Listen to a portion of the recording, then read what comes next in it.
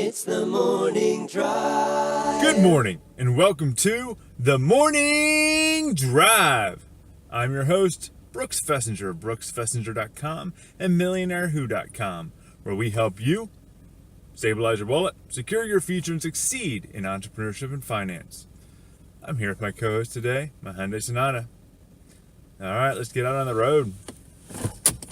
Probably noticing already, if you're on video but not if you're on audio, that I managed to leave early enough to escape the sun. Others might realize that I just was blessed with a benefit of something called daylight savings time, which I normally despise. But in this one instance, it's kind of nice because you're not getting blinded by the sun. All right, so what are we going to be talking about in today's episode? Today we're going to talk about talking about money, right? That's kind of interesting. We're going to talk about, should you talk about money? Is it taboo to talk about it with your friends and whatnot? The second thing we'll be talking about is side hustles, but specifically about side hustles. We're going to be talking about, some of those work from home jobs and some of the kind of stuff you're going to read on different blogs and different websites. So thanks for joining me today. Hopefully you enjoy these exciting topics. All right. So the first question is, should you talk about money? And normally when I ask this question, it's pretty clear to virtually everybody that the answer is no. Money is not an okay topic to have with friends, colleagues, and similar. So one of the things that I find very interesting is I've got kids, and I'll go to things like soccer games or to gymnastics or to a concert or something. I go to things with my kids all the time. And I'm sitting there watching my daughter play her sport, and I'm sitting there listening to people around me talk. Now, I try not to listen too much, and maybe you try not to listen too much sometimes, but some people just have this way of talking so much and so loudly that there's no possible way you can manage to not hear them, right? So you sit there and think, look, I'm just going to mind my own business, and they're over there going, la, la, la, la, la, right? And you literally, there's no way you can get away with it. I'm amazed at how loud some people can talk about, especially things that they consider sensitive. And so you're sitting there trying not to listen, but of course you can't help it because they're 3 feet from you and screaming at the top of their lungs. At first you think they're rooting on their kid, and then you realize they're talking about questionable activities of their child's teacher. So one of the things that I noticed in these conversations when I sit there and I accidentally listen at those events, or even at a doctor's office, or at a elevator, or sitting in line at the grocery store, wherever you are, this kind of conversation comes on. And the thing that I always find interesting is how often the conversation does actually turn to money, right? So, for example, I'm sitting there the other day at my daughter's gymnastics, and I'm sitting there on my computer while she's there. They're pretty long sessions, and I'm trying not to pay attention to the people right next to me, but they're sitting there going on and on and on about money, right? And I happen to like money and be interested in money, so I'm paying attention a little bit more than I want to. And the lady's sitting there talking about how she can't afford her daughter's leotard, and she outgrew her old leotard. And my first thought is, I'm like, that's kind of sad. She's here doing gymnastics, a important activity with her kid, and she can't afford, a leotard, which is unfortunately required for a certain level of gymnastics. And instead she said, my daughter's wearing just pants and a t-shirt because, the leotards are so expensive. Now, the reason why this is kind of impactful to me is when we bought my daughters, they were $8, so I'm sitting there thinking, gosh, if you're struggling to pay $8, I can get how challenging that can be. Then my mind started thinking for a minute about the fact that gymnastics itself costs like $190 every 8 weeks. So I'm sitting there thinking, I'm like, okay, so you can't pay $8 for a leotard, but you're able to pay $200. Okay, I get it. Maybe you're cutting. But then the next thing that came out of her mouth was, oh my gosh, I bought a new Coach purse and I got such a good deal. It was only $145. And it's so cool. It's patent black and it's like shiny with gold trim on it. And it's just totally fashionable and in style. And it's so cool. And at that point, my mind started racing. I'm sitting there thinking, wait. You can't afford an $8 leotard that your daughter needs, but you just bought a $145 purse. There's something here, right?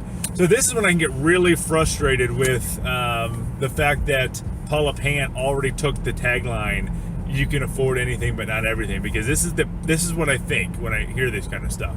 And I don't even know Paula Pant, so I feel awful that I keep giving her free advertising on this. I shouldn't feel awful, her stuff's interesting. So, I'm literally sitting there thinking, are you kidding me? Like, where's your priorities? I recall back when I was working in the school districts, and I told some students that I didn't have cable TV, and I couldn't afford cable TV. Mind you, I still can't afford cable TV. I don't think I can afford it. And he said, I thought you were doing all right. He said, you seem to drive a nice car. You seem like you're pretty smart and you've got a good work. I can't believe you can't afford cable TV. And his concept of me completely shifted. Like, oh my gosh, you're so poor you can't afford cable TV. I'm sitting there saying, I'm not rich enough. I mean, how much money do I have to be able to afford cable TV? I'm not sure what the answer is. $100 million, $1 billion. At what point can I take $200 or $100 a month and throw it away just so I can look at something on the television, right? I mean, I barely watch television. I don't have time to watch television. I'm way too busy doing things like, working and spending time with my family, right? So I'm not going to give up time with my family so I can watch a television show. So I don't get that. And I think though, I can't afford cable TV. That's just a huge, ridiculous luxury that I couldn't even start to justify. So I've always been intrigued. You can spend your money on what you want, but I've always been intrigued with how many people have cable TV, especially when I was working in a low-income school district. You got these people that have 60-inch TVs and cable TV, and they can't afford food for their kids, and so their kids are on free and reduced price lunch. This is always, I don't get it. Literally don't get it. It makes zero sense to me. But this is one of those situations. I'm sitting here listening to this woman talk about how she can't afford her kids' required stuff, the stuff that she, I wish I could afford it for her.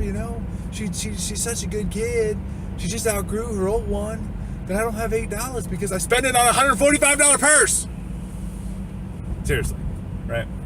Now the truth is, if I had to venture to guess, this lady had no problem spending $20 on a leotard. I'm guessing she would have been fine. I think it's more of a, what's acceptable to talk about conversation. And that's where this gets interesting for our conversation, right? So, what message are you sending your friends when you're talking about want, can't afford, costs, expensive? What are you saying, right? A lot of people suggest talking about money is taboo, yet I don't know anybody who doesn't talk about costs, things being expensive, having to buy things, being able to afford to buy things. These are like normal conversations for people. So think about this for a minute. A normal conversation is to talk about how much things cost and this sort of thing. Now, what message is this sending the people you're with? Frankly, the whole idea of talking about money and finance being taboo, or maybe that I work with data and that means I was about to say tableau, but the whole idea of this being taboo is humorous to me because we spend many hours a day talking to our friends about money, okay? Some people suggest to me that it's not okay to talk to your friends and colleagues about finance. And then those are the same people who are telling their friends they can't afford something, or school's expensive, or sports are expensive, or not, right? And the reason why I laugh about that is because that is talking about money, right? If you are talking about the fact that you can't afford something, you're talking about money. If you're talking about spending money, you're talking about money, right?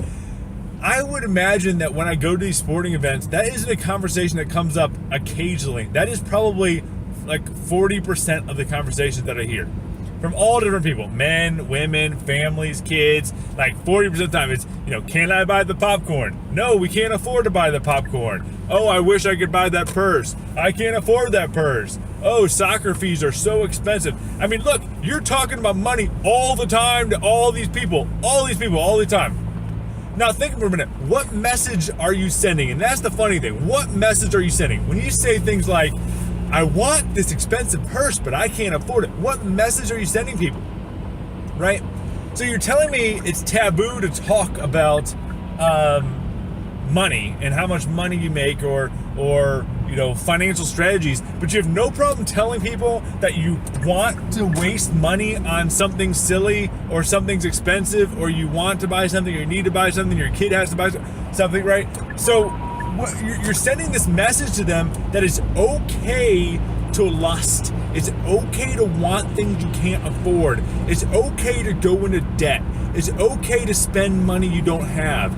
It's okay to not prepare yourself. It's okay to be unable to afford the things your family needs. These things are not okay. Those are the things that should be taboo, right? You should not be talking to your friends about blowing their credit cards and destroying their lives and destroying your kids' lives. Seriously, like, it's okay for us as a society and a culture to destroy our kids' lives. It's okay for us to ruin our future. It's okay to go into massive debt and keep charging credit cards and buy junk we don't need, because that's okay to talk about. But I'm not allowed to talk to you about how I save money by putting it in my 401k. I'm not allowed to talk to you about this business I'm working on. I'm not allowed to talk to you about how I'm being smart.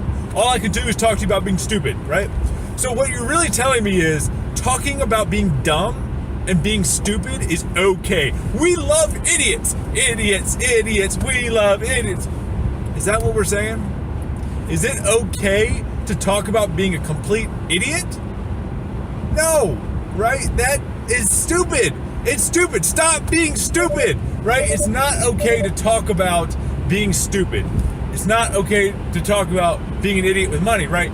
We need to be talking to people about being smart with our money. We need to be positive influences, not negative.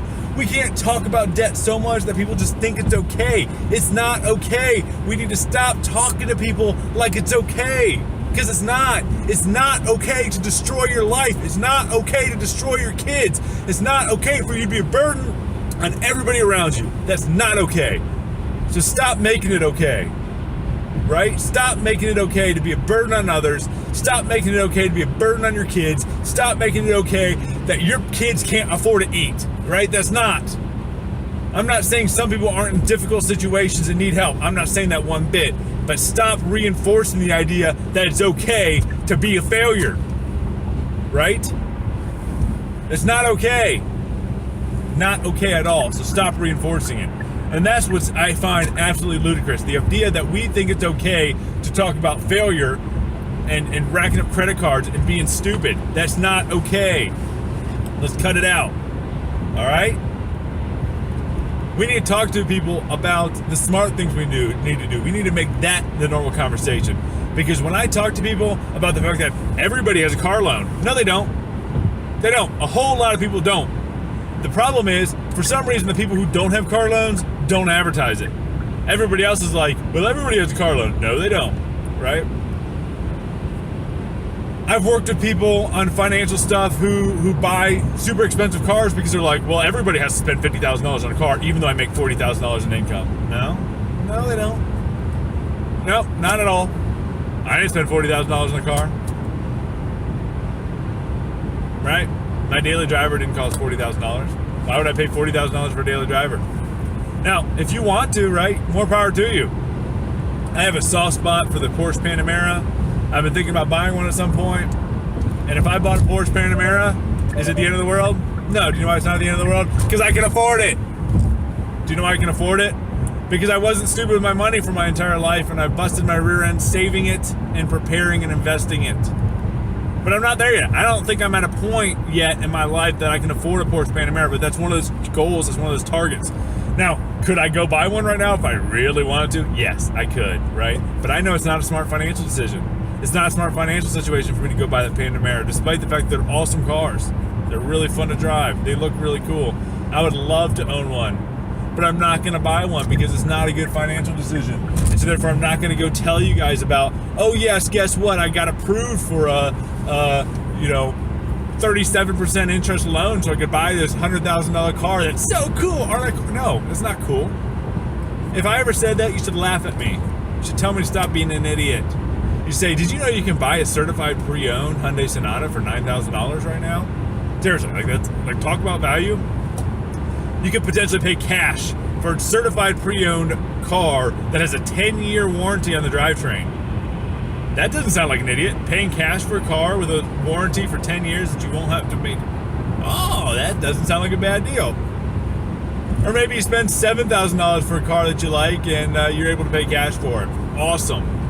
You know? Let's talk about that kind of stuff. Let's talk about being smart. Heck, even when somebody talks about getting a good deal, they talk about getting something on sale. Normally that conversation is something like, hey, I didn't want it or need it, but it was 30% off. That's not a good thing to talk about. How about you talk about how you save 10% on buying your car insurance, right? I think that one of the best things you watch is a Geico commercial, because at least a Geico commercial talks about getting something of value that you need to buy anyway. Now, if they're actually cheaper, that's a whole different story. That's the whole point of advertising, but, you know, that's something we're talking about. Tell your friends that you switched to Geico, or you switched to Safeco, or you switched to something, and you save money on your insurance. That's not a bad conversation to have. Have that conversation, right? Or talk about how you started a little side gig and you're making some extra money and you might want to work together with them. Or talk about the how you didn't buy something and how you're saving your money and how you put money in a 401k, and talk about how you figured out how to invest in international stocks and it's growing. Talk about your real estate. I sometimes get on this website called biggerpockets.com, and BiggerPockets is a great resource if you're into real estate. And I'm on BiggerPockets, and somebody asked the question, do you talk to your coworkers about the real estate they own? And most people responded no. They don't talk about the real estate they own because, it's not appropriate for work conversation, or they're not sure how somebody's going to react. I made the argument, and I'm going to make the same argument here. You have an obligation to talk about it to people, right? I make this podcast, I'm talking to you right now because I have an obligation to help you be smart with your life. I have an obligation to help improve your life. I believe I've got to improve the lives of everyone around me, right? If people around me's lives are getting better, I'm succeeding. If they're getting worse, I'm failing. This isn't a competition. I don't need to beat them. I need to work with them and improve everybody.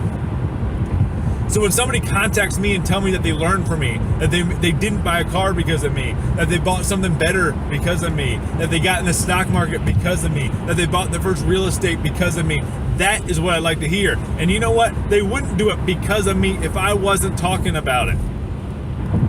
So talk about it. Talk about it with your friends. Talk about it with your peers. There's a right time for it, and there's a wrong time for it. But stop talking about how you're an idiot with your money. Stop talking about credit card debt. Stop talking about buying junk.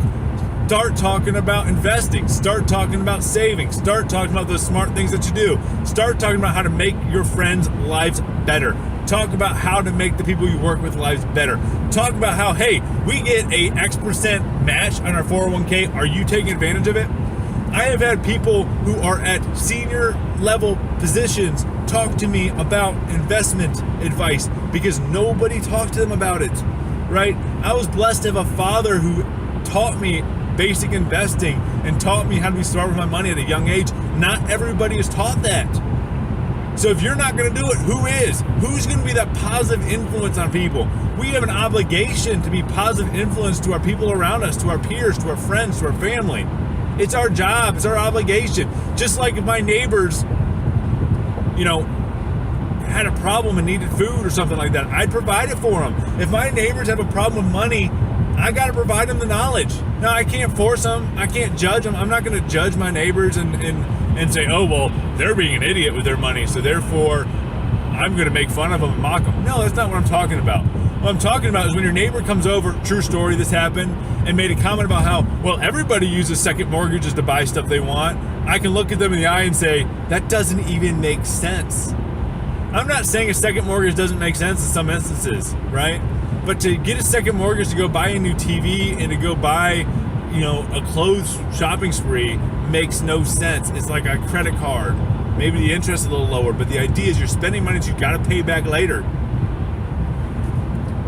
If you borrow that money because you're trying to start a business or you're trying to invest or you're trying to leverage, there's a good argument there. You're improving your life with it. But if you're digging a hole, you're just getting debt that you're going to have to deal with later, that's not improving your life. So when my neighbor comes over and talks to me about, oh, everybody has a second mortgage, you know what my response is? No, sir, they don't. And I'm one of them. I don't have one because it doesn't make sense to me why I would. I'm not going to spend money I don't have. Right? And I'll tell you right now, I have these conversations with everybody. Does it turn some people off? Yes, some people it does. But the vast majority of people it doesn't. And you want to know a little secret I learned? Successful people talk to each other about finance and about money and about wealth. Think about it. I'll tell you right now, if you're not talking to people, your friends about this stuff, I guarantee you, you're not wealthy. Wow. How's that for a guarantee, right? You're not wealthy. Does that offend you? Good. I'm okay with it being offending you because everybody I know who's successful will talk about it openly. To the point where I've heard comments from other people, oh yeah, he talks about money all the time. It's not that they just care about money. It's you talk about money all the time too, but you're talking about racking up credit card debt to buy a purse you don't need and the fact that you can't afford your kids' school supplies. That's talking about money too. Which conversation do I want you to be having? Conversation A, how to ruin your life. Conversation B, how to make your life better. Which conversation do you think I approve? I approve talking about making your life better. All right, so once again, I think we beat that dead horse, but the idea is let's talk about money, but let's talk about being smart with money. Doesn't mean you need to shove it down somebody's throat, but let's reinforce positive habits with our friends and peers. Let's not reinforce the really, really bad things that we do, the things that cause social problems. Let's not take all the negatives of consumerism and then say it's not okay to talk about the few positives of it, right? Because some of the negatives are blowing money, getting in debt, ruining your future over a short-term fix. If you put it in the right context, it sounds like a drug addiction, and it is, right? So don't buy things you can't afford. Don't dig yourself into a hole because your neighbors say that that's the normal thing to do. Don't get a second, mortgage on your house to buy something you don't need just because everybody gets a second mortgage. Don't get a car loan because everybody. The only reason you're thinking everybody is because that's what you hear people talk about because that's what they're comfortable talking about. Go do the research, you're going to discover that that's not everybody. A lot of people buy cars cash. A lot of people, don't even have house debt at all. Think about that, right? A lot of people buy duplexes and rent out half of it, and that rent that they rent out pays for the whole thing, right? Think about that. That's the cool stuff. All right, second thing I want to talk to you guys about is some of these side jobs and making extra cash from home. And this will be a topic we'll have in more depth in the future when I actually talk about some really good things you can do. But one of the things that I do every day, and I've done this for many, many years, is I'm on the blogs, I listen to the podcasts, I pay attention to what others are doing because I'm always learning, right? I'm hoping you learn something from me, but I'm also have things to learn from you and learning from others. And I believe the only way you can learn things is by talking, communicating, discussing topics. And so, one of the things I've researched a lot is, how to make some extra money from home. And the reason why I bring this concept up is because this is a very popular topic I see come up in places like Twitter. I see it come up on some popular blogs and some popular websites that I use. The problem is that the vast majority of the lists, 11 best ways to make money from home, 25 best ways to make money from home, have one thing in common, and that is the person posting it gets paid when you click the links and sign up, okay? So let's get that out of the way. I don't think there's innately a problem with taking money for referring somebody. I don't necessarily think that's a problem at all, but recognize that the reason why they're posting those is to make money for the blog or to make money for the system or the company. Now, that doesn't mean you can't find good nuggets of information, but the problem that I find, the real problem, isn't that they're making money, it's what the recommendations say, right? The recommendations are things like, make an extra $7 a month by signing up for this reward program. Make an extra $10 a quarter by signing up for this. Earn points that you can spend on new stuff by signing up for this one. And the reason why I laugh about that, it's like $10.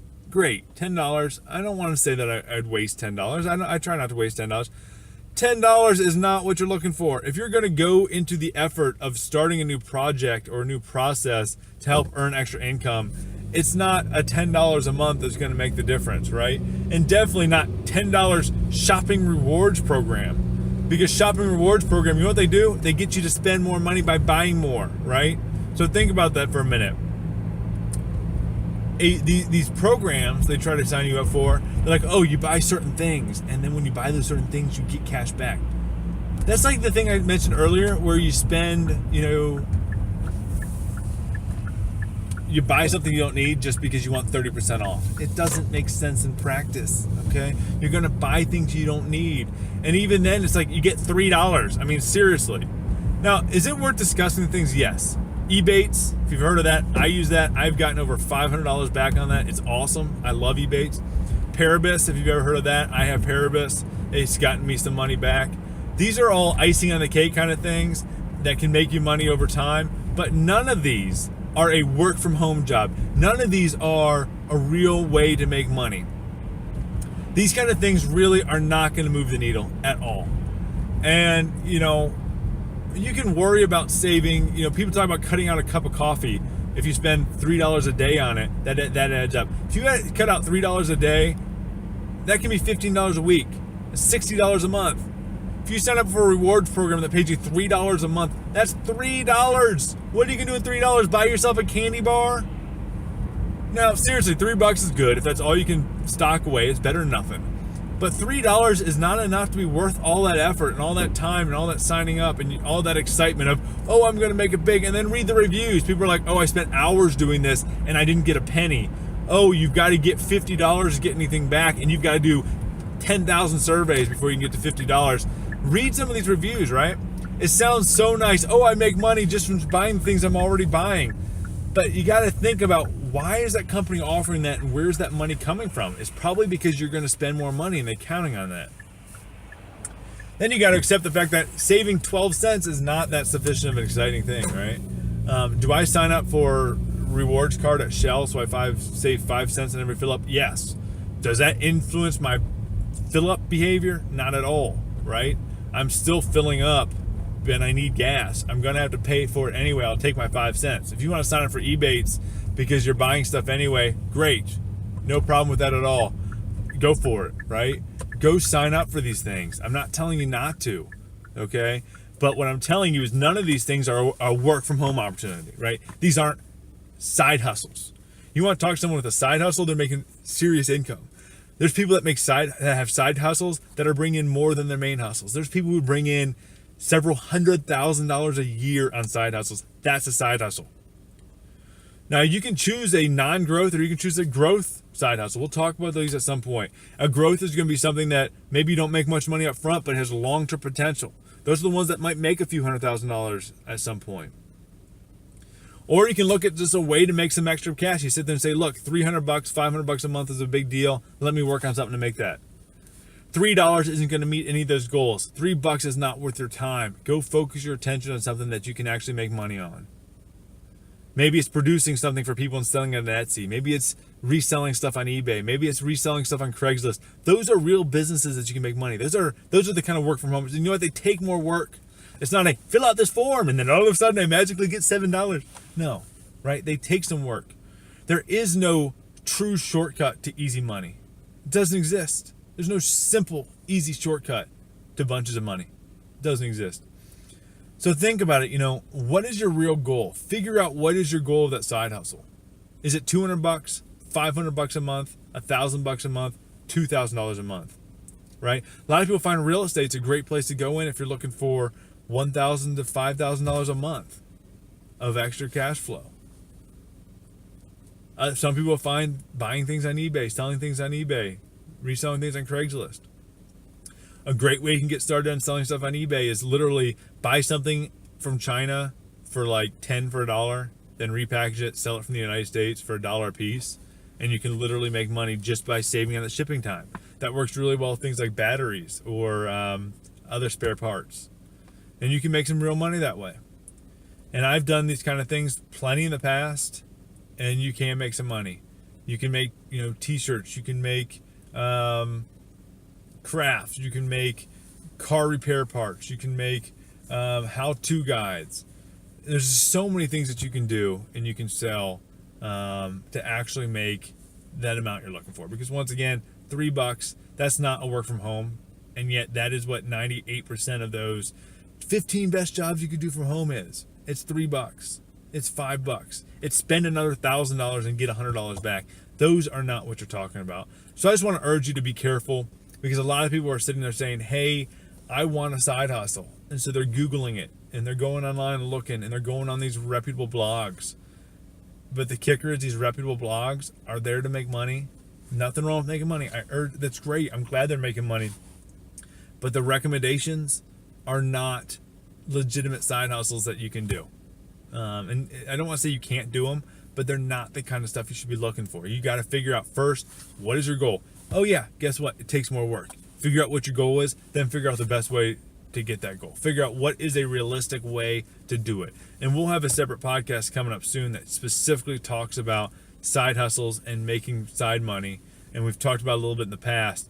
I just want to really, warn you, because I've seen these popping up like crazy right now.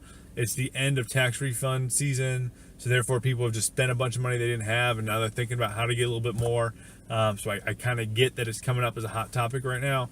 But, once again, think about what you're really trying to do, and recognize that a lot of those little, sign up this form isn't going to get you there. All right. We'll talk about more next week. But I wanted to throw that out there. All right. Well, I really, really, really appreciate you joining me today. Hopefully you took something away from this conversation. Now go out, have a good day, and go out there and make the impossible happen.